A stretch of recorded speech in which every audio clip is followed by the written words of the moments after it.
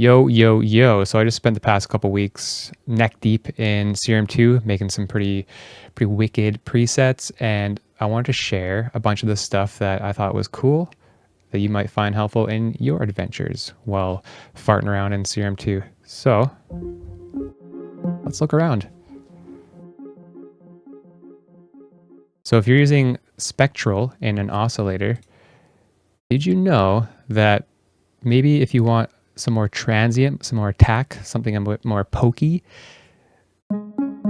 instead of having to use like a noise layer or maybe another oscillator, you could right click the scan knob and click transients.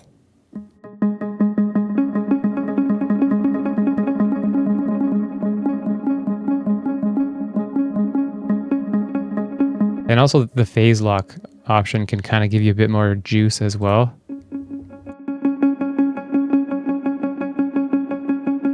It's like very subtle, but I find maybe it gives you a bit more transient. There's this really cool harmonics mode. If you right click the semitones option there, and then you can click harmonics. So without it being adjusted,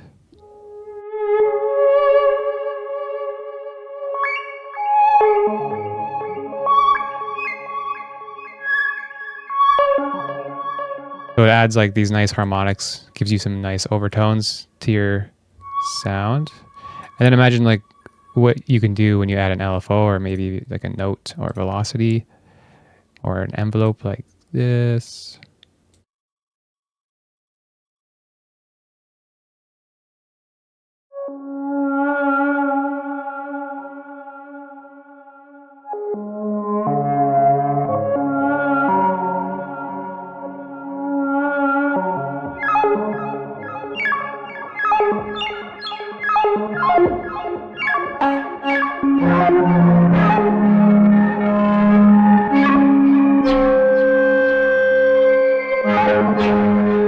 For LFOs, there's not really a way to mix them in like a dry wet.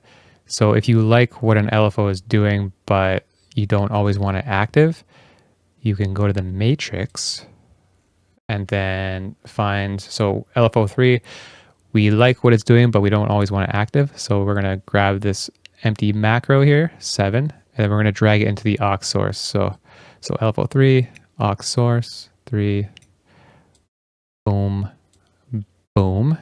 So now that this guy is all the way left, this is not going to work. But then when we drag it to the right, it'll start mixing it in.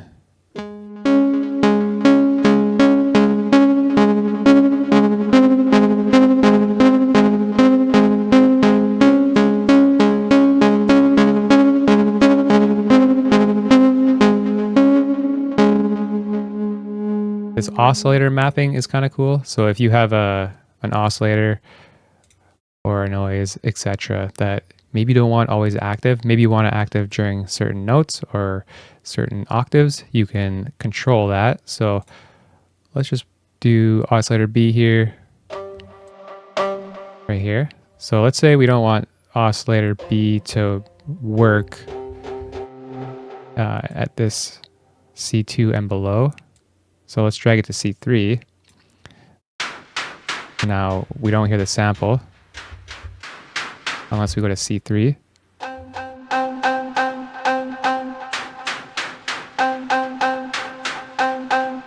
And yeah, you can just drag it anywhere you want and it'll only activate where you decide it to. I like that you can add low pass and high pass filters to individual oscillators now, so you can control the high and low end of individual sounds rather than having to do it universally. So this sound,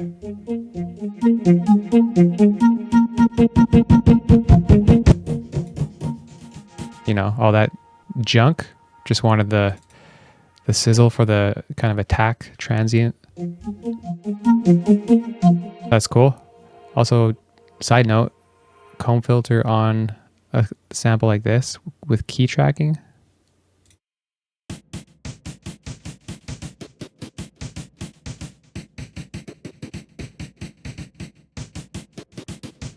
It gives it a bit more oomph, I find.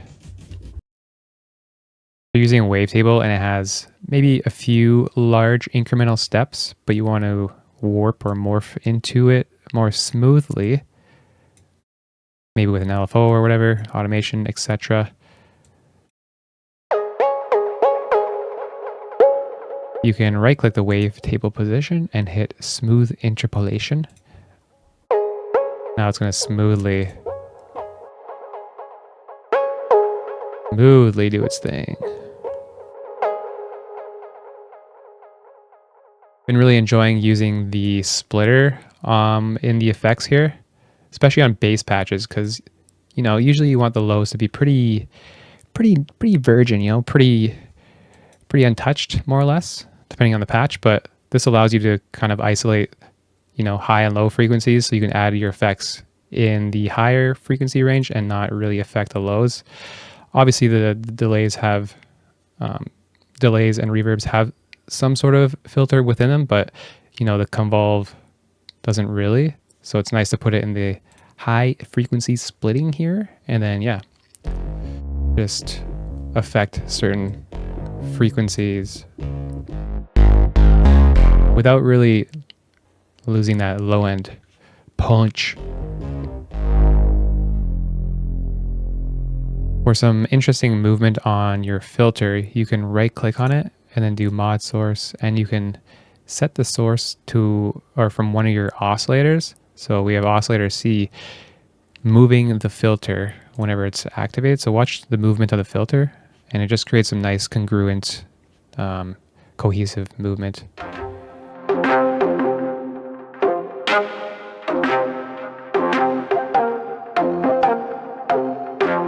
Also cool to use it on the noise too. You can do the same thing, Mod Source Oscillator. And I find if you use one of the oscillators on a noise source, it also adds kind of a more natural, cohesive input.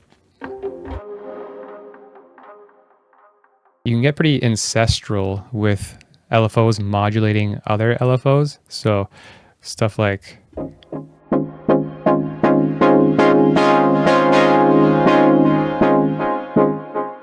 LFO 4 is modulating a couple of these curves and whatnot. So that's kind of cool. How do you do that? What if you want to modulate this guy to bend up and down? So we can we'll assign it to, let's do 7. So we want to assign the stuff we want to modulate to a bus. So in this case, let's do 7. Boom, 7 underneath the cursor there. Now we have to decide which LFO shape, etc. we want to use for that guy. So let's just pick one we already have. So 4 is going to modulate 7, LFO bus 7. So matrix, our source is LFO 4. And then we're modulating the bus 7. So here we are, here's 7, hitting a note. Oh man, it's not working. Don't forget about this guy. Now it's going to go up. You go left, it's going to go down. And then if you click bipolar, it's going to go up and down. Start up, go down, etc. And then you can assign that to wherever you want it. Create more buses, more shapes, more automation, and just have a bunch of LFO babies. If you like how an ARP is sounding and you want to record the MIDI or export it, it's not as easy as you'd think. Like, where's the MIDI? Well, create a new MIDI track, and then let's do the input Serum 2, and then click Serum 2 in this box as well. Now if we record,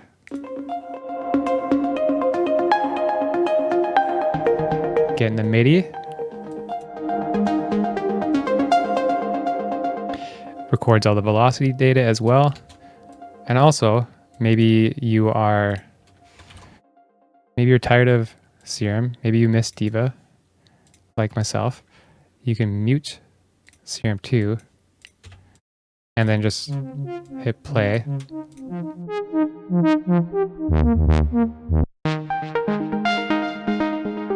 And then just use a different VST as your source.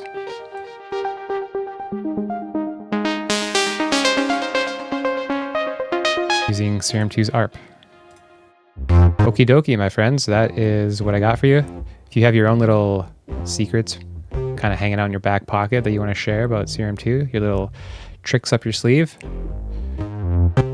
how about you leave a gosh darn comment? We can all learn from each other. Okay, bye.